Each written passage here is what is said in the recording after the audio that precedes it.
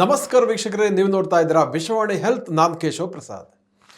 ವೀಕ್ಷಕರೇ, ಇತ್ತೀಚಿನ ವರ್ಷಗಳಲ್ಲಿ ಏನಾಗ್ತಾ ಇದೆ ಅಂದರೆ, ಚಿಕ್ಕ ಮಕ್ಕಳಲ್ಲಿ ಮತ್ತು ಟೀನೇಜ್ ಮಕ್ಕಳಲ್ಲಿ ನಿರಂತರವಾಗಿ ಮೊಬೈಲ್ ವಿಡಿಯೋ ಗೇಮಿಂಗ್ ಆಡುವಂಥದ್ದು, ರೀಲ್ಸನ್ನು ನೋಡುವಂಥದ್ದು, ಅತಿಯಾಗಿ ಜಂಕ್ ಫುಡ್ಡನ್ನು ತಿನ್ನುವಂಥದ್ದು ಇರ್ಬೋದು, ಅಥವಾ ಇನ್ನೂ ಕೆಲವು ಮಕ್ಕಳಲ್ಲಿ ಪೋರ್ನೋಗ್ರಫಿಯನ್ನು ಜಾಸ್ತಿ ವೀಕ್ಷಣೆ ಮಾಡುವಂಥದ್ದು, ಈ ರೀತಿಯ ಒಂದು ದುಶ್ಚಟಗಳನ್ನು ಅದಕ್ಕೆ ಅವರು ಅಡಿಕ್ಟ್ ಆಗ್ತಾರೆ, ವ್ಯಸನಿಗಳಾಗ್ತಾರೆ. ಸೊ ಇದರಿಂದಾಗಿ ಪೋಷಕರಿಗೂ ತುಂಬ ಕಂಗಾಲಾಗ ಹೋಗ್ಬಿಡ್ತಾರೆ. ಸೊ ಯಾಕೆ ಮಕ್ಕಳಲ್ಲಿ ಮತ್ತು ಟೀನೇಜ್ ಮಕ್ಕಳಲ್ಲಿ ಈ ರೀತಿಯ ಒಂದು ತೊಂದರೆಗಳು, ಸಮಸ್ಯೆಗಳು ಉಂಟಾಗುತ್ತೆ ಅನ್ನೋದನ್ನು ಇವತ್ತಿನ ಎಪಿಸೋಡಲ್ಲಿ ನಾವು ಸಾಕಷ್ಟು ಉಪಯುಕ್ತವಾದಂತಹ ವಿಚಾರಗಳನ್ನು, ಒಳನೋಟಗಳನ್ನು ಮತ್ತು ಪರಿಹಾರವನ್ನು ಏನು ಅನ್ನೋದನ್ನು ತಿಳಿದುಕೊಳ್ಳೋಣ. ಇದಕ್ಕಾಗಿ ನಮ್ಮ ಜೊತೆ ಇವತ್ತು ಮೈಸೂರು ವಿಶ್ವವಿದ್ಯಾನಿಲಯದ ಜೆನೆಟಿಕ್ಸ್ ಆ್ಯಂಡ್ ಜೆನೋಮಿಕ್ಸ್ ವಿಭಾಗದ ಅಧ್ಯಕ್ಷರಾದ ಡಾಕ್ಟರ್ ಸುತ್ತೂರು ಎಸ್ ಮಾಲಿನಿಯವರು ನಮ್ಮ ಜೊತೆ ಇದ್ದಾರೆ. ಬನ್ನಿ ಕಾರ್ಯಕ್ರಮಕ್ಕೆ ಅವ್ರನ್ನ ವೆಲ್ಕಮ್ ಮಾಡೋಣ. ನಮಸ್ಕಾರ ಮೇಡಮ್. ನಮಸ್ತೆ. ಸೊ ಇವತ್ತಿನ ಆ್ಯಕ್ಚುಲಿ ಇದು ತುಂಬ ಒಂದು ಬರ್ನಿಂಗ್ ಇಶ್ಯೂ ಅಂತಲೇ ನನಗೆ ಅಂದ್ಕೊಂಡಿದ್ದೀನಿ ನಾನು. ಯಾಕಂದರೆ ತುಂಬ ಕಡೆ ಇದೊಂದು ಸಮಸ್ಯೆ, ಒಂದಿಲ್ಲದ್ರೂ ಒಂದು. ಕೆಲವು ಫ್ಯಾಮಿಲಿಗಳಲ್ಲಿ ಮಕ್ಕಳು ಜಾಸ್ತಿ ಮೊಬೈಲನ್ನು ನೋಡುವಂಥದ್ದು, ವಿಡಿಯೋ ಗೇಮ್ಸನ್ನು ನೋಡುವಂಥದ್ದು, ಇನ್ನೊಂದು ಕಡೆ ಜಂಕ್ ಫುಡ್ಡಿಗೆ ಅಡಿಕ್ಟ್ ಆಗಿಬರೋದು, ಇನ್ನೊಂದು ಕಡೆ ಪೋರ್ನೋಗ್ರಫಿಗೆ ಅಡಿಕ್ಟ್ ಆಗಿರುವಂಥದ್ದು, ಈ ರೀತಿಯ ಸಮಸ್ಯೆಗಳನ್ನು. ಇನ್ನು ಕೆಲವು ಕಡೆ ಇವನ್ನು ಡ್ರಗ್ಸ್ಗಳು ಕೂಡ ಮಕ್ಕಳು ತಗೋತಾರೆ ಅನ್ನೋದನ್ನು ನಾನು ಕೇಳಿದ್ದೀನಿ. ಸೊ ಈ ರೀತಿಯ ಒಂದು ಸಮಸ್ಯೆಗಳು ಕಾಡ್ತಾ ಇದೆ. ಸೊ ಇದು ಯಾಕೆ ಈ ರೀತಿ ಆಗ್ತಾ ಇದೆ ಅಂತ ಹೇಳ್ತೀರಾ ಅಂತ? ಸರ್, ಮೊದಲನೇದಾಗಿ ನಮ್ಮ ಮೆದುಳು ತುಂಬ ಇಷ್ಟಪಡುವಂಥದ್ದು ಯಾವುದು ಅಂತಂದರೆ ಆಹಾರ. ಬೇಕೇ ಬೇಕು ಮನುಷ್ಯನಿಗೆ. ಅದರ ಮತ್ತು ಲೈಂಗಿಕತೆ, ಅದರ ಒಬ್ಬ ವ್ಯಕ್ತಿ ಅಂತ ನಾನು ಹೇಳ್ತಾರೆ, ಒಬ್ಬ ಜೀವಿ ಅಂತ ಹೇಳೋದಾದರೆ. ಆಮೇಲೆ ಸಮಾಜದಲ್ಲಿ ಒಂದು ಮಾನ್ಯತೆ, ರೆಕಗ್ನಿಷನ್, ಸೊಸೈಟಿಲಿ ನನ್ನ ರೆಕಗ್ನೈಸ್ ಮಾಡಬೇಕು ಅನ್ನೋದು. ಇದು ಒಂದು ಪಾತ್ವೆಗಳಿರುತ್ತೆ ನಮ್ಮ ಮೆದುಳಿನಲ್ಲಿ, ಕೆಲವೊಂದು ಪಾತ್ವೆಗಳಿರುತ್ತೆ. ಅದು ಆಕ್ಟಿವೇಟ್ ಮಾಡುತ್ತೆ. ಹಾಗಾಗಿ ನಮಗೆ ಹಸಿವಾಗುತ್ತೆ. ನಾನು ಹೇಳಿದೆ, ಇಂದಿನ ವಿಡಿಯೋಗಳ ತಾವು ನೋಡಿದ್ರೆ ಗೊತ್ತಾಗುತ್ತೆ. ಯಾವುದು ಲೆಪ್ಟಿನ್ ಆಗ್ಬೋದು, ಗ್ರೆಲಿನ್ ಹಾರ್ಮೋನು. ಗ್ರೆಲಿನ್ ಹಸಿವನ್ನು ಉಂಟು ಮಾಡೋದು, ಲೆಪ್ಟಿನು ನಿಮಗೆ ತೃಪ್ತಿ ಕೊಡುವಂಥ ಹಾರ್ಮೋನು. ಈ ಥರದ್ದು ಬೇಕಾದಷ್ಟು ನಮ್ಮ ಮೆದುಳಿನಲ್ಲಿ ಪಾತ್ವೆಗಳಿದೆ. ಜನಸಾಮಾನ್ಯರು ಅಂದರೆ ನಮಗೆ ಆಹಾರ ಬೇಕು. ಆಮೇಲೆ ಮನುಷ್ಯ, ಪ್ರಾಣಿ ಎಲ್ಲ ಅಂದರೆ ಒಂದು ಲೈಂಗಿಕತೆ, ಒಂದು ವಯಸ್ಸಿನಲ್ಲಿ. ನಂತರ ಸಮಾಜದಲ್ಲಿ ಒಂದು ಮಾನ್ಯತೆ, ಹೌದು. ಇವುಗಳನ್ನು ಅತಿಯಾಗಿ ಉದ್ದೀಪನಗೊಳಿಸೋದಿದೆಯಲ್ಲ, ಅತಿಯಾಗಿ ಮಾಡೋದು, ಅತಿಯಾಗಿ ಈ ಪಾತ್ವೇಗಳನ್ನು ನಾವು ಉದ್ದೀಪನಗೊಳಿಸಿದ್ರೆ, ಆ್ಯಕ್ಟಿವೇಟ್ ಮಾಡಿಬಿಟ್ರೆ ಏನಾಗುತ್ತೆ, ಅದನ್ನು ಸೂಪರ್ ನಾರ್ಮಲ್ ಸ್ಟಿಮ್ಯುಲೇಷನ್ ಅಂತ ಕರಿತೀವಿ. ಇದನ್ನು ನಿಕೋಲಸ್ ಸ್ಟಿನ್ಬರ್ಗಿನ್ ಅಂತ ಒಬ್ಬ ಸೈಂಟಿಸ್ಟು ಇದ್ರ ಬಗ್ಗೆ ಬಹಳಷ್ಟು ಎಕ್ಸ್ಪೆರಿಮೆಂಟ್ಗಳೆಲ್ಲ ಮಾಡಿದ್ದಾರೆ. ಸೂಪರ್ ನಾರ್ಮಲ್ ಸ್ಟಿಮ್ಯುಲೇಷನ್ ಅಂತ, ನಾರ್ಮಲ್ ಆಗಿರೋದನ್ನು ಅತಿಯಾಗಿ ಉದ್ದೀಪನಗೊಳಿಸ್ಬಿಡೋದು. ಅತಿಯಾಗಿ ಉದ್ದೀಪನಗೊಳಿಸಿದ ನಂತರ ಏನಾಗುತ್ತೆ ಅಂದರೆ, ನಿಮಗೆ ನಾರ್ಮಲ್ಗೆ ಬರೋಕ್ಕೆ ಆಗೋದಿಲ್ಲ. ಅದು ಆಗದೇ ಇದ್ದ ಹಾಗೆ, ನಾವು ಅತಿಯಾಗಿ ಉದ್ದೀಪನಕ್ಕೆ ಒಳಗಾಗದೇ ಇದ್ದ ಹಾಗೆ ನಾವು ನೋಡ್ಕೋಬೇಕು. ಅದನ್ನು ನೋಡ್ಕೊಂಡ್ರೆ ನಾವು ಅದ್ಭುತವಾಗಿ ಆರೋಗ್ಯಕರವಾಗಿರ್ತೀವಿ. ನೀವು ಯಾವಾಗ ಅತಿಯಾಗಿ ಅದನ್ನು ನೀವು ಆ್ಯಕ್ಟಿವೇಟ್ ಮಾಡ್ತಾ ಹೋಗ್ತೀರಾ, ಅದು ನಾರ್ಮಲಿಗೆ ಬರೋಕ್ಕೆ ಆಗೋದಿಲ್ಲ. ಉದಾಹರಣೆಗೆ ಹೇಳಬೇಕು ಅಂತಂದರೆ, ಆಹಾರ ಅಂತಂದಾಗ ಹಣ್ಣು ಅಲ್ವಾ, ಒಂದು ಹಣ್ಣು, ತರಕಾರಿ, ಸೊಪ್ಪು, ಮನೇಲಿ ಮಾಡಿದ ಆಹಾರ, ಇದು ನಾರ್ಮಲ್ಲು. ನಾವು ದಿನ ತಿಂತಾ ಇರ್ತೀವಿ. ಅದು ತಿಂದಾಗ ರುಚಿ ಇರುತ್ತೆ, ಎಲ್ಲ ಇರುತ್ತೆ. ರುಚಿ ಎಲ್ಲ ಸೆನ್ಸ್ ಆದಾಗ ನಮ್ಮ ಡೋಪಮೈನ್ ರಿಲೀಸ್ ಆಗುತ್ತೆ, ಖುಷಿ ಆಗುತ್ತೆ ನಮಗೆ, ಚೆನ್ನಾಗಿದೆ ಊಟ ಎಲ್ಲ ಅಂತ. ಇದು ಹೀಗೆ ನಡ್ಕೊಂಡು ಹೋಗ್ತಾ ಇರುತ್ತೆ. ಆಮೇಲೆ ಏನಾಗುತ್ತೆ, ಹೊರಗಡೆ ಯಾವತ್ತೋ ಒಂದಿನ ಅಪರೂಪಕ್ಕೆ ಅಂತ ಹೋಗ್ತೀವಿ. ಹೊರಗಡೆ ಒಂದು ಹೋಟೆಲಲ್ಲಿ ಒಂದು ಒಳ್ಳೆ ಊಟ ಅಂತ ಮಾಡ್ತೀವಿ. ಆವಾಗೇನಾಯಿತು, ಅದನ್ನು ಅದೇ ಪಾತ್ವೆಯನ್ನು ಜಾಸ್ತಿ ಸ್ಟಿಮ್ಯುಲೇಟ್ ಮಾಡಿದ್ವಿ ನಾವು. ಕಾರಣ ಏನು ಅಂದರೆ, ಅಲ್ಲಿ ಕೊಟ್ಟ ಆಹಾರದಲ್ಲಿ ತುಂಬ, ಈಗ ಫಾರ್ ಎಕ್ಸಾಂಪಲ್ ಉಪ್ಪಿಟ್ಟು ಅಂತ ಇಟ್ಕೊಳ್ಳೋಣ. ಉಪ್ಪಿಟ್ಟನ್ನ ಇಷ್ಟಪಡೋರೇ ಯಾರೂ ಇಲ್ಲ. ಅದೇ ಉಪ್ಪಿಟ್ಟು ಮದುವೆ ಮನೆಯಲ್ಲಿ ತಿಂತೀವಿ, ನಾವು ಹೋಟೆಲ್ನಲ್ಲಿ ತಿಂತೀವಿ. ಕಾರಣ ಏನು ಅಂತಂದರೆ, ಮನೇಲಿ ಮಾಡಿರುವ ಉಪ್ಪಿಟ್ಟಿನಲ್ಲಿ ರುಚಿ ಇರೋದಿಲ್ಲ. ಏಕೆಂದರೆ ಎಲ್ಲ ನಮಗೆ ಎಷ್ಟು ಬೇಕೋ ಆರೋಗ್ಯಕ್ಕೆ ಅಷ್ಟು ಪೂರಕವಾಗಿ ನಾವು ಮಾಡಿರ್ತೀವಿ. ಅದೇ ಹೊರಗಡೆ ಹೋಟೆಲಿನಲ್ಲಿ ಕೊಡುವ ಉಪ್ಪಿಟ್ಟು ಅಥವಾ ಕೇಸರಿ ಬಾತು ಅಥವಾ ಮದುವೆ ಮನೆಗಳಲ್ಲಿ ಇರೋದು ಬಾಯಲ್ಲಿಟ್ಟರೆ ಹಂಗೆ ಜಾರ್ಕೊಂಡು ಒಳಗೋಗುತ್ತೆ. ಕಾರಣ ಯಥೇಚ್ಛವಾಗಿ ಅದಕ್ಕೆ ತುಪ್ಪವನ್ನು ಸುರಿದಿರ್ತಾರೆ. ಈಗ ಮೊದಲು ನಮಗೆ ಗೊತ್ತಿದ್ದು ಉಪ್ಪಿಟ್ಟು, ಈಗ ಹೈಪರ್ ಸ್ಟಿಮ್ಯುಲೇಷನ್, ಸೂಪರ್ ಸ್ಟಿಮ್ಯುಲೇಷನ್ ಮಾಡಿಬಿಟ್ರೆ ನಾವು, ನಂತರ ಮನೆಯಲ್ಲಿ ನೀವು ಉಪ್ಪಿಟ್ಟನ್ನ ತಿನ್ನೋಕ್ಕಾಗಲ್ಲ. ನೀವು ಬೇಕಾದ್ರೆ ಹೋಟೆಲಲ್ಲಿ ತಿಂತೀರಾ, ಮದುವೆ ಮನೆಯಲ್ಲಿ ತಿಂತೀರಾ, ಮನೆ ಉಪ್ಪಿಟ್ಟು ತಿನ್ನಲ್ಲ ನೀವು. ಈ ಥರ ಆಹಾರದಲ್ಲಿ ಏನಾಗುತ್ತೆ, ಕಡಿಮೆ ಸಕ್ಕರೆ, ಕಂಟ್ರೋಲ್, ಎಣ್ಣೆಗಳು, ಆಮೇಲೆ ಉಪ್ಪು, ಇದೆಲ್ಲ ಭಾಳ ಕಂಟ್ರೋಲ್ ಮಾಡಿ ಮನೇಲಿ ಮಾಡಿರ್ತೀವಿ. ಇದು ನಾರ್ಮಲ್ಲು. ಇಲ್ಲಿ ನಾವು ತುಂಬ ಜಾಸ್ತಿ ಬಳಕೆ ಮಾಡ್ತಾ ಹೋದರೆ ನಿಮಗೆ ಅದನ್ನು ತಿನ್ನೋಕ್ಕೆ ಆಗೋದಿಲ್ಲ. ಮನೆಯ ಊಟನೇ ಸೇರೋದಿಲ್ಲ. ಆಮೇಲೆ ಮಾಂಸಾಹಾರಕ್ಕೆ ನೀವು ಯಾಕೆ ಈಗ ಅಡಿಕ್ಷನ್ ಆಗ್ತಿರೋದು ಅಂದರೆ, ಅದನ್ನು ಒಂದು ಸಲ ರುಚಿ ಹತ್ತಿಬಿಟ್ರೆ ನಿಮಗೆ ಸಸ್ಯಾಹಾರ ಇಷ್ಟ ಆಗೋದಿಲ್ಲ. ಸೊಪ್ಪು ತರಕಾರಿ ಇಷ್ಟನೇ ಆಗೋದಿಲ್ಲ, ದಿನ ನಾನ್ ವೆಜ್, ದಿನ ಬಾಡು ತುಂಡು ಅಂತಾರಲ್ಲ ಬೇಕು ಮಕ್ಕಳು, ಅಂತ ಬೇಕು ಅಂತಾರೆ. ಸೊ ಇದನ್ನು ಸೂಪರ್ ನಾರ್ಮಲ್ ಸ್ಟಿಮ್ಯುಲೇಷನ್. ಅದೇ ಥರ ಲೈಂಗಿಕತೆ ಅಂತಂದಾಗ ಒಂದು ನಾರ್ಮಲ್ ಇದೆ, ಒಂದು ಸ್ವಾಭಾವಿಕವಾದ ಲೈಂಗಿಕತೆ ಜಗತ್ತಿನಲ್ಲಿ ಎಲ್ಲ ಪ್ರಾಣಿ ಎಲ್ಲ ಜೀವಿಗಳಲ್ಲೂ ಇರೋಂಥದ್ದು. ಇತ್ತೀಚೆಗೆ ಏನಾಗಿದೆ ಅಂತಂದರೆ ಅತಿಯಾಗಿ ಅದನ್ನು ವೈಭವೀಕರಿಸಿರುವಂತಹದ್ದು ಬೇಕಾದಷ್ಟಿದೆ. ಮನುಷ್ಯ ಏನು ಮಾಡ್ತಾನೆ, ವೈಭವೀಕರಿಸಿ ಅತಿಯಾಗಿ ಒಂದು ಸಲ ಡೋಪಮೈನ್ ಸ್ಪೈಕ್ ಆದರೆ ನಂತರ ಸ್ವಾಭಾವಿಕ ಅನ್ನೋದು ಅವನಿಗೆ ಅದರಲ್ಲಿ ಯಾವುದೇ ರೀತಿ ಸಂತೋಷ ಸಿಕ್ಕೋದಿಲ್ಲ. ಆ ಕಾರಣದಿಂದಲೇ ನಾವು ನೋಡ್ತಾ ಇರೋದು ಈಗ ಹೋಮೋಸೆಕ್ಷುಯಾಲಿಟಿ, ಅದರಲ್ಲಿ ಏನೋ ಹೊಸತನ ಇದೆ ಅಂತ ಹೋಗ್ತಾನೆ, ಏನೋ ಹೊಸದು ಅನಿಸುತ್ತೆ. ಸೊ ಅವನಿಗೆ ಒಂದು ಸಾಮಾನ್ಯ ಒಂದು ಸ್ವಾಭಾವಿಕದ ಅಭ್ಯಾಸ ಇಷ್ಟ ಆಗೋದಿಲ್ಲ, ಆ ಹೊಸತನಕ್ಕೆ ಅವನು ಇದು ಮಾಡ್ಕೊತಾನೆ. ಹಾಗಾಗಿಯೇ ಇತ್ತೀಚೆಗೆ ಮಕ್ಕಳು ನೀಲಿ ಚಿತ್ರಗಳು ಈ ಥರದಕ್ಕೆಲ್ಲ ಏನಂದರೆ ಅವರು ತುಂಬ ಒಂದೇ ಸಲಕ್ಕೆ ಅವರ ಡೋಪಮೈನ್ ಸ್ಪೈಕ್ ಆಗಿಬಿಡುತ್ತೆ. ಸ್ವಾಭಾವಿಕ ಅಂತ ಯಾವುದಿರುತ್ತೆ ಅದನ್ನು ಹೈಪರಾಗಿ ಸ್ಟಿಮ್ಯುಲೇಟ್ ಮಾಡೋದ್ರಿಂದ ಸೂಪರ್ ನಾರ್ಮಲ್ ಸ್ಟಿಮ್ಯುಲೇಷನ್ ಆಗೋಗುತ್ತದೆ. ಪುನಃ ಅದು ವಾಪಸ್ಗೆ ನಿಮಗೆ ಬರೋಕ್ಕಾಗೋದಿಲ್ಲ, ಮೈಂಡ್ ಕೇಳೋದಿಲ್ಲ ಅದು. ಅದಕ್ಕೆ ಇನ್ನೂ ಅದಕ್ಕಿಂತ ಜಾಸ್ತಿ ಕಿಕ್ ಬೇಕು. ಅದಕ್ಕೆ ಈಗೇನು ಸಿಕ್ಕಿದೆ ಅದಕ್ಕಿಂತ ಜಾಸ್ತಿ ಬೇಕೇ ಹೊರತು ಅದಕ್ಕಿಂತ ಕಮ್ಮಿನ ಅದು ಮನಸ್ಸು ಒಪ್ಕೊಳ್ಳೋದಕ್ಕೆ ಆಗೋದಿಲ್ಲ. ಹಾಗಾಗಿ ಅದು ಮತ್ತು ಸಮಾಜದಲ್ಲಿ ಒಂದು ಮಾನ್ಯತೆ ಯಾವ ಥರ ಸಿಗ್ತಾಯಿತ್ತು ಮೊದಲು ನೀವು ಯೋಚನೆ ಮಾಡಿ. ನಮ್ಮ ಕಾಲದಲ್ಲಿ SSLCಲಿ ಚೆನ್ನಾಗಿ ಓದಿ ರ್ಯಾಂಕ್ ಬಂದರೆ ನಿಮ್ಮ ಊರಿನಲ್ಲಿ ನಿಮಗೆ ಆವಾಗ ವಿಶೇಷವಾದ ಒಂದು ಗೌರವ ಪೇಪರಲ್ಲೆಲ್ಲ ಬರ್ತಾಯಿತ್ತು. ಆಮೇಲೆ ನಿಮ್ಮನ್ನು ಎಲ್ಲ ಸನ್ಮಾನ ಮಾಡೋರು ಎಲ್ಲ ಮಾಡ್ತಾಯಿದ್ರು.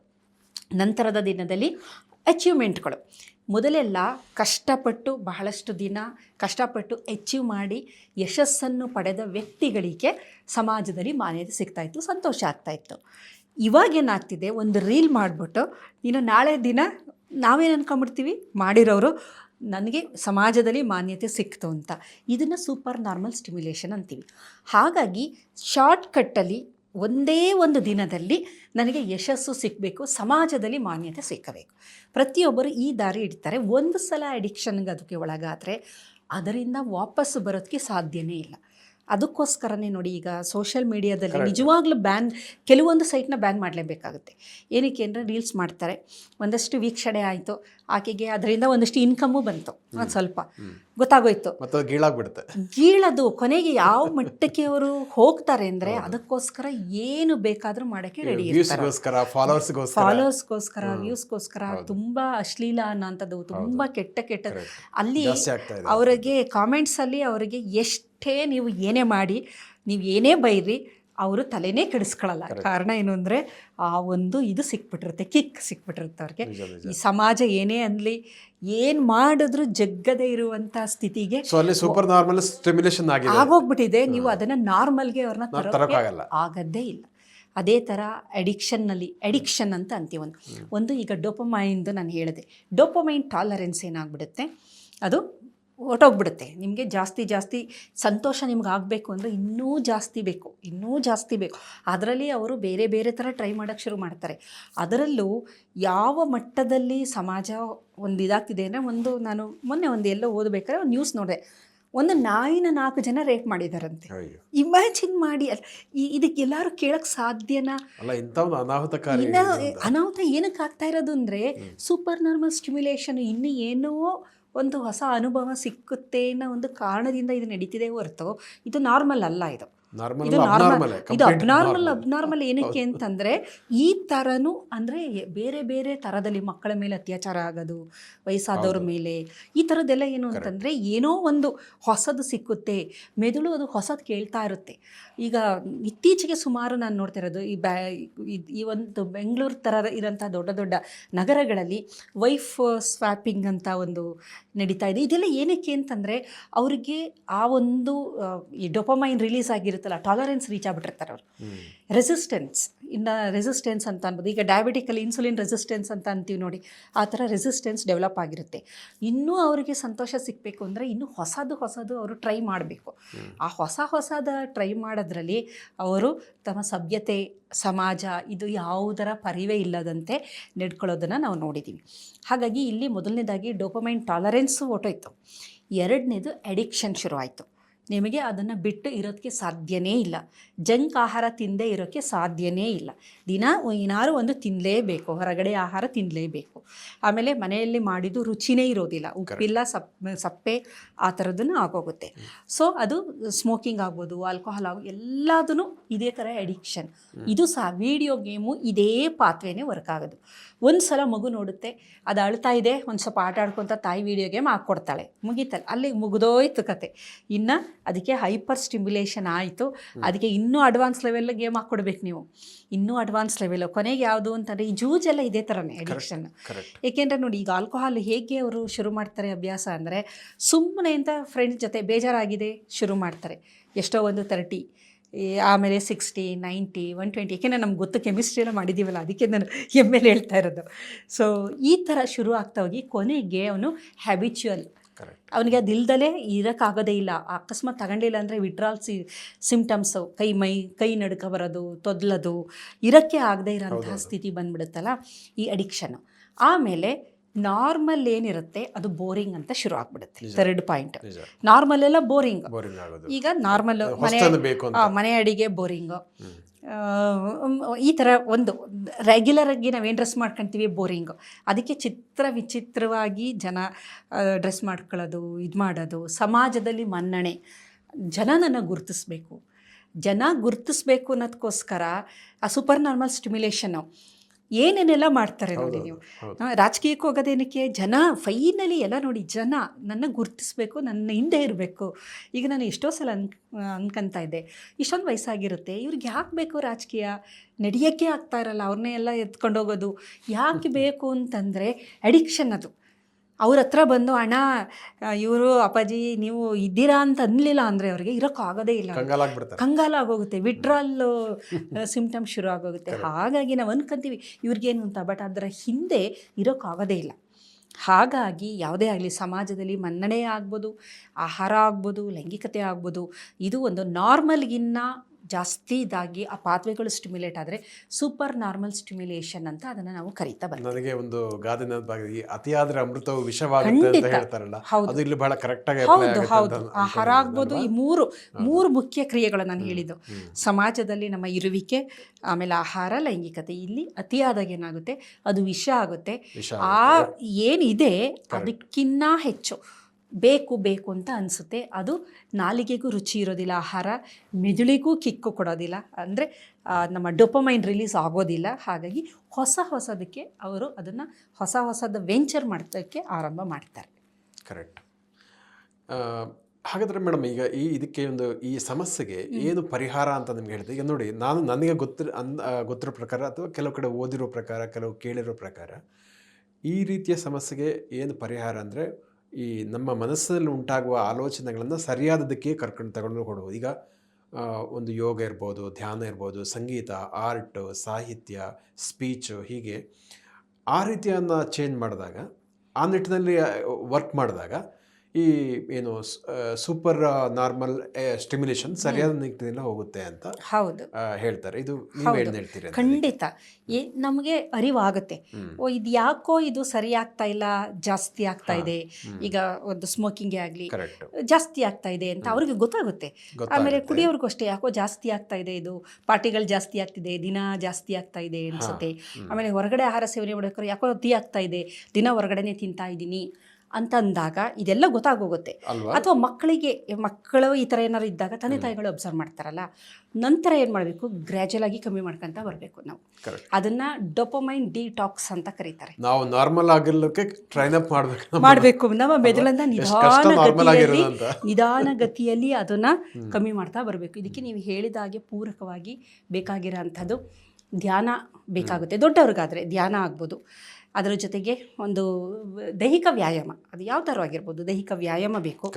ಏನಾಗುತ್ತೆ ನೋಡಿ, ಈಗ ದೈಹಿಕ ವ್ಯಾಯಾಮ ಅವನು ಫ್ರೆಂಡ್ಸ್ ಜೊತೆ ಹೋಗಿ ಕುಡಿಯೋ ಸಂದರ್ಭದಲ್ಲಿ ಯಾವುದೋ ಒಂದು ಆಟಕ್ಕೆ ಸೇರ್ಕೊಂಡಾಗ ಡೈವರ್ಷನ್ ಆಯಿತು, ಆಯಿತಾ, ಆಮೇಲೆ ಎನರ್ಜಿ ಡ್ರೈನ್ ಆಯಿತು, ಸುಸ್ತಾಗೋಯ್ತು, ಹೋಗಿ ಮಲಗ್ತಾನವನು, ಇದು ಮರ್ತೋಗ್ಬಿಡುತ್ತಿಲ್ಲಿ, ಆ ಥರ ಬರೋದಿಲ್ಲ. ಒಂದು ದೈಹಿಕ ವ್ಯಾಯಾಮ ಒಳ್ಳೆಯದು. ಸ್ವಿಮ್ಮಿಂಗು, ಅವ್ರಿಗೆ ಏನು ಬೇಕು, ಕ್ರಿಕೆಟ್ ಆಗ್ಬೋದು, ಯಾವುದಾದ್ರೂ ಒಂದು, ಮಕ್ಕಳಿಗೆ ಆಗಲಿ ಬಿಸಿ ಆಗಿರಬೇಕು. ಅವ್ರಿಗೆ ಯೋಚನೆಯಲ್ಲಿ ಬರದಿದ್ದ ಹಾಗೆ ಅವ್ರನ್ನ ಆಕ್ಯುಪೈ ಮಾಡಬೇಕು ನೀವು. ಸೊ ಮಕ್ಕಳನ್ನೆಲ್ಲ ಆ ರೀತಿ ಮಾಡೋದು ಬೆಟರ್ ಅಂತ ಖಂಡಿತವಾಗ್ಲೂ ಮಾಡಲೇಬೇಕು. ನೀವು ಸುಮ್ಮನೆ ಕೂತಾಗಲೇ ಇದೆಲ್ಲ ಆರಂಭ ಆಗೋಂಥದ್ದು. ಅಯ್ಯೋ ಕೂತಿದ್ದಾಗ ಅಯ್ಯೋ ಅದೇನೋ ತಿನ್ನಬೇಕು ಅಂತ ಅನ್ನಿಸ್ತಾ ಇದೆ, ಯಾವುದೋ ಟಿ ವಿಲಿ ಏನೋ ಒಂದು ಬಂತು, ಪಿಜ್ಜಾ ಬರ್ಗರ್ ಅಡ್ವರ್ಟೈಸ್ ಬಂತು, ಮೈಂಡ್ಗೆ ಬಂತು, ಅದು ನೋಡಿದ ತಕ್ಷಣ ಅಟ್ರಾಕ್ಷನ್ನು. ಸೊ ತಿನ್ನಬೇಕು, ತಿನ್ನೋದೇನು ತಕ್ಷಣ ಝೊಮ್ಯಾಟೊ ಇದಿರುತ್ತೆ, ಆರ್ಡ್ರ್ ಮಾಡ್ತಾರೆ, ವಿತಿನ್ ನೋ ಟೈಮು ಮನೆಗೆ ಬಂತು, ಹೇಳಿದ ತಕ್ಷಣ ಸಿಕ್ಬಿಡ್ತೀವಿ. ಸಿಕ್ಕಬಾರ್ದದು. ಮೊದಲೆಲ್ಲ ನಾವು ಏನೋ ಒಂದು ಅಂದ್ಕೊಂಡಿದ್ವಲ್ಲ ಅದು ಪಡಿಬೇಕು ಅಂತಂದರೆ ಒಂದು ಸೈಕಲ್ ತಗೊಳ್ಳೋಕ್ಕೆ ಎಷ್ಟು ಕಷ್ಟಪಡ್ತಾಯಿದ್ರು. ತಂದೆ ಹೇಳೋರು, ನಿನಗೆ ಸೈಕಲ್ ಬೇಕಾ, ನೀನು ರ್ಯಾಂಕ್ ಬರಬೇಕು, ನೀನು ಮಾರ್ಕ್ಸ್ ಇಷ್ಟು ತೆಗೆದ್ರೆ ನಿನಗೆ ಸೈಕಲ್, ವಾಚ್ಗೆ ನಿನಗೆ ಬೇಕಾ, ನೀನು ಇಷ್ಟು ಮಾರ್ಕ್ಸ್ ತೆಗೆದ್ರೆ ವಾಚ್. ನಮಗೆಲ್ಲ ವಾಚ್, ನನಗೆ ಫಸ್ಟ್ ವಾಚ್ ನಾನು ಕಟ್ಟಿದ್ದು SSLCಲಿ ನಂದು ಒಳ್ಳೆ ಮಾರ್ಕ್ಸ್ ಸ್ಕೋರ್ ಆದಾಗ ಒಂದು HMT ವಾಚ್ ಅಂತ, HMT ಅಂತ ಇತ್ತು ನೋಡಿ, ಆ ವಾಚ್ ಗಿಫ್ಟ್. ಆಮೇಲೆ ನೀನು ಎಲ್ಲದರಲ್ಲೂ ಅಷ್ಟೇ ನನಗೆ ಒಂದು ಬಹುಮಾನ, ರಿವಾರ್ಡ್ ಥರ ನೀನು ಮಾಡು ನಂತರ ಕೊಡೋದು, ಮೊದಲೇ ಕೊಡ್ತಾ ಇರಲಿಲ್ಲ. ಅದು ನಿಜವಾಗ್ಲೂ ಒಂದು ಕರೆಕ್ಟ್ ಪೇರೆಂಟಿಂಗ್ ಅಂತ ಅನ್ಬೋದು. ನಾನೊಂದು ಟಾಸ್ಕ್ ಕೊಡ್ತೀನಿ, ನೀನು ಮಾಡು, ನಾನು ಕೊಡ್ತೀನಿ. ಇದು ಹಂಗಲ್ಲ, ಅಯ್ಯೋ ನನ್ನ ಮಗ ಒಂದೇ ಮಗು, ಅವ್ನು ಕೇಳೋಕ್ಕೆ ಮೊದಲೇ ನಾನು ಕೊಡಬೇಕು, ಅವನ ಆಸೆಗಳನ್ನು ಅವನಿಗೆ ಬಾಯ್ಬಿಟ್ಟು ಹೇಳೋಕ್ಕೆ ಮೊದಲೇ ನಾನೇ ಅರ್ಥಕೊಂಡು ಕೊಡಬೇಕು. ಅವನೇನು ಮಾಡಿರಲ್ಲ, ತಗೋ ಬೈಕೋ ಓಡಿಸು, ಮಜಾ ಮಾಡು. ನಿಜ, ಅದು ಏನಾಯ್ತಲ್ಲಿಗೆ. ಹೌದು ಮೇಡಮ್. ಈಗ ಏನಾಗಿದೆ ಈಗಿನ ಒಂದು ಕಾಲಘಟ್ಟದಲ್ಲಿ ಕನ್ಸ್ಯೂಮರಿಸಮ್ ಅಂತ ಹೇಳ್ತಾರಲ್ಲ, ಅದು ಜಾಸ್ತಿ ಆಗಿಬಿಟ್ಟು ಪ್ರತಿಯೊಂದು ಈಗ ಮನೆಗೆ ತರಿಸ್ಕೋಬೋದು. ಈಗ ಇವನ್ ಶಾಪಿಂಗ್ ಮಾಲ್ಗೂ ಹೋಗಬೇಕಾಗಿಲ್ಲ. ಸೊ ಹೊರಗಿನ ಅಟ್ರಾಕ್ಷನ್ಗಳು ಮತ್ತು ನಿಮ್ಮಲ್ಲಿ ಈ ಸೂಪರ್ ನಾರ್ಮಲ್ ಸ್ಟಿಮ್ಯುಲೇಷನ್ ಜಾಸ್ತಿ ಮಾಡಲಿಕ್ಕೆ ತುಂಬ ಇಲ್ಲಿ ಅಟ್ರಾಕ್ಷನ್ಗಳಿದ್ದಾವೆ ಅಂತ, ವಸ್ತುಗಳು ಇದೆ, ಸರ್ವಿಸ್ ಸಿಗುತ್ತೆ. ಸೊ ಹಾಗಾಗಿ ಇಲ್ಲಿ ಮೆದುಳನ್ನ ಕರೆಕ್ಟಾಗಿ ಉಪಯೋಗ ಮಾಡ್ಕೊಳ್ಳೋದು. ಇದ್ರ ಜೊತೆಗೆ ಉಪವಾಸ ಅಂತ ಹೇಳಿದ್ರು. ಮೊದಲೆಲ್ಲ ಹಿರಿಯರು ಮಾಡ್ತಾ ಇದ್ರು ನೋಡಿ, ಫಾಸ್ಟಿಂಗ್. ನೀವು ಫಾಸ್ಟಿಂಗ್ ಮಾಡಿದ್ಮೇಲೆ ಒಂದು ಸುಮ್ಮನೆ ಒಂದು ರಸಮ್ಮಲ್ಲಿ ಊಟ ಮಾಡಿ ನಿಮ್ಗೆ ಎಷ್ಟು ಆವಾಗ ನಿಮ್ಮ ಟೇಸ್ಟ್ ಬಡ್ ಎಷ್ಟು ಆಕ್ಟಿವೇಟ್ ಆಗುತ್ತೆ ಅಂದರೆ ಅದೇ ಅಮೃತ ಅಂತ ಅನಿಸ್ಬಿಡುತ್ತೆ. ರಸಮ್ಮು ನೀವು ಯಾವತ್ತೂ ತಿನ್ನಲ್ಲ, ರಸಮ್ಮ ಯಾರು ಬೇಕು ಅಂತ ಅನ್ನೋರು ಒಂದಿನ 2 ದಿನ ಫಾಸ್ಟಿಂಗ್ ಮಾಡಿ, ಜ್ಯೂಸ್ ಫಾಸ್ಟಿಂಗು, ಫ್ರೂಟ್ ಫಾಸ್ಟಿಂಗು, ಆಮೇಲೇನಾದ್ರು ರಸಮ್ ನೀವು ತಿಂದರೆ ಎಂಥ ಅದ್ಭುತವಾಗಿದೆ ರಸಮ್ ಅಂತ. ಇದು ಡಿಟಾಕ್ಸ್, ಡೊಪಮೈನ್ ಡಿಟಾಕ್ಸು. ಇದಕ್ಕೆಲ್ಲದಕ್ಕಿಂತ ಅತಿ ಸರಳತೆ ಅವಸ್ಥೆಗೆ ನಿಧಾನಗತಿಯಲ್ಲಿ ಹೋಗಿ ಅಲ್ಲಿಂದ ನಿಧಾನಗತಿಯಲ್ಲಿ ಒಂದು ಲೆವೆಲ್ ರೀಚ್ ಆಗೋದು.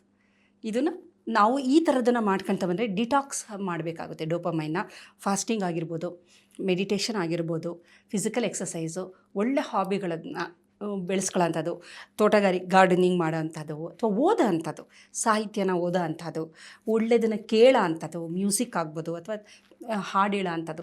ಈ ಥರ ಕೆಲವೊಂದು ಹವ್ಯಾಸಗಳನ್ನು ನಾವು ಇಟ್ಕೊಳ್ಬೇಕಾಗುತ್ತೆ ಜೊತೆಯಲ್ಲಿ. ಅವಾಗೇನಾಗುತ್ತೆ, ನಮ್ಮ ಬ್ರೈನ್ನ ಸರಿಯಾದ ರೀತಿಯಲ್ಲಿ ನಾವು ಟ್ರೈನ್ ಮಾಡ್ತಾ ಬರಬಹುದು. ಈ ಫಾಸ್ಟ್ ಸ್ಟಿಮ್ಯುಲೇಷನ್ಗಳೇನಿರುತ್ತೆ, ಈಗ ನಾನು ಹೇಳಿದೆ ವಿಡಿಯೋ ಗೇಮ್, ಇದನ್ನೆಲ್ಲ ಒಂದು ಕಮ್ಮಿ ಮಾಡ್ಕೊಂಬರ್ಬೇಕು. ಕಡಿಮೆ ಮಾಡಲೇಬೇಕು, ಕಷ್ಟ ಆಗುತ್ತೆ, ಆದರೆ ನಿಧಾನಕ್ಕೆ. ಈಗ ಒಂದು 5 hours ನಾನು ನೋಡ್ತಾ ಇದ್ದೆ ಅಂದರೆ 4ಗೆ ಇಳಿಸಿ ಅದನ್ನು, ನಂತರ 3ಗೆ ತನ್ನಿ, ನಂತರ 2, ಗ್ರ್ಯಾಜುಯಲಿಗೆ ಟೇಪ್ರಿಂಗ್ ಅಂತಂತೀವಿ. ಈಗ ಸ್ಮೋಕ್ ಮಾಡ್ತಾಯಿದ್ರು, ಒಂದು ಪ್ಯಾಕ್ ಅರ್ಧಕ್ಕೆ ಬನ್ನಿ, ನಂತರ ಇನ್ನೂ ಕಮ್ಮಿ ಬನ್ನಿ, ಕೊನೆಗೆ ಅದನ್ನು ಬಿಡೋ ಅಂಥದ್ದು. ಒಟ್ಟಿಗೆ ಒಂದೇ ಸಲ ಮಾಡೋಕ್ಕಾಗೋದಿಲ್ಲ. ಈ ಸೂಪರ್ ನಾರ್ಮಲ್ ಸ್ಟಿಮ್ಯುಲೇಷನ್ನ ಒಂದೇ ಸಲ ಬಿಡೋಕ್ಕಾಗೋದಿಲ್ಲ. ನಿಧಾನಗತಿಯಲ್ಲಿ ಅದನ್ನು ನಾವು ಕಡಿಮೆ ಮಾಡ್ಕೊಂಡು ಬರಬೇಕಿತ್ತು. ಮತ್ತು ಈ ಒಂದು ಗ್ರ್ಯಾಟಿಫಿಕೇಷನ್ ಏನಿದೆ ಅದನ್ನು ಡಿಲೇ ಮಾಡಬೇಕು ಅಂತಾರೆ. ಮೆದುಳಿಗೆ ತಕ್ಷಣ ಕೊಡಬಾರ್ದು, ನೀವು ಯಾವುದನ್ನು ಬೇಕು ಅಂದಿದ ತಕ್ಷಣ ಕೊಡಬಾರ್ದು. ಅವಾಗೇನಾಗುತ್ತದೋ ಅದಕ್ಕಿಂತ ಇನ್ನೂ ಜಾಸ್ತಿ ಕೇಳುತ್ತೆ. ಅದಕ್ಕೆ ಗ್ರ್ಯಾಟಿಫಿಕೇಷನ್ ಏನೇ ಆದ್ರೂ ನೀವು ಅದನ್ನು ನಿಧಾನಕ್ಕೆ, ನಾನು ಹೇಳಿದೆ ಎಕ್ಸಾಂಪಲ್ಗಳು ಬೇಕಾದಷ್ಟು ಹೇಳಿದೆ. ಎಕ್ಸಾಮಲ್ಲಿ ಚೆನ್ನಾಗಿ ನೀನು ಮಾಡು, ಸ್ಕೋರ್ ಮಾಡು, ಅವಾಗ ನೀನು ಕೊಡಿಸ್ತೀರಿ. ಆವಾಗ ಒಂದು ಪರ್ಪಸ್ ಇದೆ, ಅದಕ್ಕೋಸ್ಕರ ಮಾಡ್ತಾರೆ. ಆಮೇಲೆ ಅವನಿಗೆ ಗಳಿಸಿದ್ದೀನಿ ನಾನು ಅಂತ ಅನಿಸ್ಕೊಂತಾನೆ ಅವನು. ಅದು ಸ್ಪೈಕ್ ಆಗೋದಿಲ್ಲ. ನಾನು ಇಷ್ಟು ಕಷ್ಟಪಟ್ಟು ಗಳಿಸಿರೋದಿದು ಅಂದಾಗ ಸಂತೋಷ ಕೊಡುತ್ತೆ ಹೊರತು, ಡೋಪಮೈನು ತುಂಬ ಚೆನ್ನಾಗಿ ರಿಲೀಸ್ ಆಗುತ್ತೆ ಹೊರತು ಒಂದೇ ಸಲ ಅದು ಗ್ರಾಫ್ ಶೂಟಪ್ ಆಗೋದಿಲ್ಲ. ಗ್ರ್ಯಾಟಿಫಿಕೇಷನ್ ಇಲ್ಲಿ ಮೇಯ್ನು ನಮ್ಮ ಸಮಾಜದಲ್ಲಿ ಆಗ್ತಿರೋದು ಇನ್ಸ್ಟೆಂಟ್ ಗ್ರ್ಯಾಟಿಫಿಕೇಷನ್ ಅಂತ ಅಂತೀವಿ. ತಕ್ಷಣ ನೀನು ಈ ನಮಗೆ ರೀಲ್ಸು, ಈಗ ನಾವು ವಿಡಿಯೋ ಗೇಮ್ ಇವೆಲ್ಲ ಏನಕ್ಕೆ ಅಡಿಕ್ಷನ್ ಅಂದರೆ ತಕ್ಷಣ ನಿಮಗೆ ರಿವಾರ್ಡ್ ಸಿಕ್ಬಿಡುತ್ತೆ. ತಕ್ಷಣ ಯಾರೋ ಒಂದು ಕಮೆಂಟ್ ಹಾಕ್ತಾರೆ, ನೀನೇನು ಈಗ ಬೇಕಾದಷ್ಟು ಆ ಥರದನ್ನ ನಾವು ನೋಡ್ತಾ ಇದ್ದೀವಿ. ಒಂದು ಹುಡುಗಿ ತುಂಬ ಕರ್ಕಶವಾಗಿ ಆಡಿರೋ ಅಂತಹ ಹುಡುಗಿನ ಕರ್ಕೊಂಡೋಗಿ ಸನ್ಮಾನ ಮಾಡ್ತೀರಾ. ಅವಳು ಅಂದ್ಕೊಂಡ್ಲು, ಓ ನಾನು ಹಿಂಗೆ ಮಾಡ್ತಂದ್ರೆ ನನಗೆ ಸಮಾಜದಲ್ಲಿ ಒಂದು ಮನ್ನಣೆ ಸಿಕ್ತು. ಇನ್ನೆಲ್ಲ ಅದೇ ಥರ ಶುರು ಮಾಡ್ತಾರೆ. ಅಲ್ಲಿ ನಿಜವಾದ ಕಲಾವಿದ ಕಷ್ಟಪಟ್ಟು ಸಾಧನೆ ಮಾಡಿದವ್ರಿಗೆ ಬೆಲೆನೇ ಇಲ್ದಂಗೆ ಆಯ್ತಲ್ಲಿ. ಈ ಥರ ಏನೋ ಒಂದು ಕೆಟ್ಟದಾಗಿ ಡ್ರೆಸ್ ಮಾಡೋರಿಗೆ ನೀವು ಕರ್ಕೊಂಡೋಗಿ ಸನ್ಮಾನ ಮಾಡ್ತೀರ. ಅವಾಗೇನಾಯಿತು, ಓ ಈ ಥರ ಅಂದರೆ ಮೈಂಡ್ ಗೊತ್ತಾಗೋಗುತ್ತೆ. ಬೇರೆ ನೋಡ್ತಾ ಇರ್ತಾರಲ್ಲ, ಓ ಈ ಥರ ಮಾಡಿದ್ರೆ ನನಗೆ ಸಡನ್ ಆಗಿ ಸಮಾಜದಲ್ಲಿ ಒಂದು ಹೆಚ್ಚು ದೊಡ್ಡ ಹೆಸರು, ಹೆಚ್ಚು ಕೀರ್ತಿ, ಹೆಸರು ಬರುತ್ತೆ, ಕೀರ್ತಿ ಸಿಗುತ್ತೆ ಬರುತ್ತೆ. ಅಂತ. ಆಮೇಲೆ ಒಂದು ಟ್ರೆಂಡ್ ಇತ್ತು, ಏನು ಅಂತಂದರೆ ರೌಡಿಗಳಿಗೆ ಒಂದಷ್ಟು ಮರ್ಯಾದೆ ಸಿಗ್ತಾ ಇತ್ತು. ಅದು ಯಾವುದೋ ಅಂದರೆ ಶಿವರಾಜ್ ಕುಮಾರ್ದು ಒಂದು ಮೂವಿ ಬಂದಿತ್ತಲ್ಲ, ಅದಾಗಿದ ತಕ್ಷಣ ಅವ್ರಿಗೆ ತುಂಬ ಬೆಲೆ. ಆವಾಗ ತುಂಬ ಜನ ಹುಡುಗರುಗಳು ರೌಡಿಸಮಿ ಶುರು ಮಾಡಿಬಿಟ್ಟಿದ್ರು. ಏನಕ್ಕೆ ಅಂದರೆ ಸಮಾಜದಲ್ಲಿ ಒಂದು ಮರ್ಯಾದೆ ಇರುತ್ತೆ.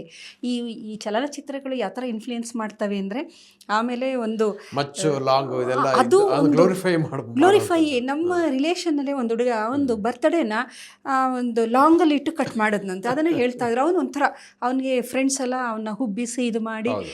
ಈ ಥರ. ಅಂದರೆ ಇದು ಎಷ್ಟು ಇನ್ಫ್ಲೂಯೆನ್ಸ್ ಆಗ್ತಾ ಇದೆ ಅಂತಂದರೆ, ಆದರೆ ನಿಜವಾದ ಸಾಧನೆನ ಗುರುತಿಸಿ ನಾವು ಅವ್ರನ್ನ ಸಮಾಜದಲ್ಲಿ ಗುರುತಿಸಿ ನಾವು ಅವ್ರಿಗೆ ಅಪ್ರಿಷಿಯೇಟ್ ಮಾಡ್ತೀವಲ್ಲ, ಅದು ನಿಜವಾದ ಒಂದು ಇದು.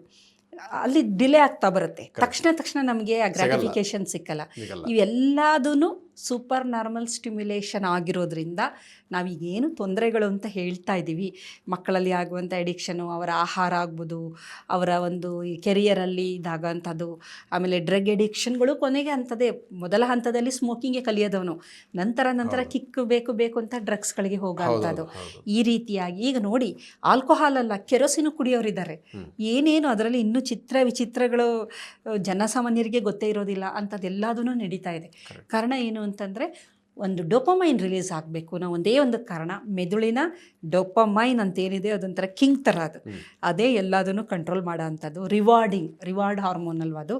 ಹಾಗಾಗಿ ಸೂಪರ್ ನಾರ್ಮಲ್ ಸ್ಟಿಮ್ಯುಲೇಷನ್ ಜಾಸ್ತಿ ಆಗ್ತಾ ಇದೆ. ಮಕ್ಕಳು ಅದಕ್ಕೆ, ನಾವು ಸಹ ಅದಕ್ಕೆ ತುತ್ತಾಗಬಾರದು. ಎಷ್ಟೋ ಜನ, ತುಂಬ ಜನ ಈಗ ನಾವು ಒಂದಷ್ಟು ಅಚೀವರ್ಸ್ ಅಂತ ಕೇಳಿದ್ದೀವಲ್ಲ, ಅವರ ಒಂದು ಆಹಾರ ಕೇಳಿದ್ರೆ ವೆರಿ ಸಿಂಪಲ್ ಇರುತ್ತೆ. ಒಂದು ಪೊಂಗಲ್ಲು, ಒಂದು ಉಪ್ಪಿಟ್ಟು, ಅಲ್ಲಿ ಏನೂ ಇರೋದಿಲ್ಲ ಬೇರೆ ಥರದ್ದು, ತುಂಬ ಸಾತ್ವಿಕ ಆಹಾರ. ಮತ್ತು ಅದೇ ಥರನೇ ಅವ್ರದ್ದು ಈಗ ಏನೇನು ಸ್ಟಿಮ್ಯುಲೇಷನ್ ಜಾಸ್ತಿ ಮಾಡುತ್ತೆ ಅಂಥದ್ದನ್ನೆಲ್ಲ ಸಾಧ್ಯವಾದಷ್ಟು ಅವರು ಅದರಿಂದ ಹೊರಬಂದು ಸಾಧನೆಯ ದಾರಿಯಲ್ಲಿ ಇರ್ತಾರೆ ಅವರು.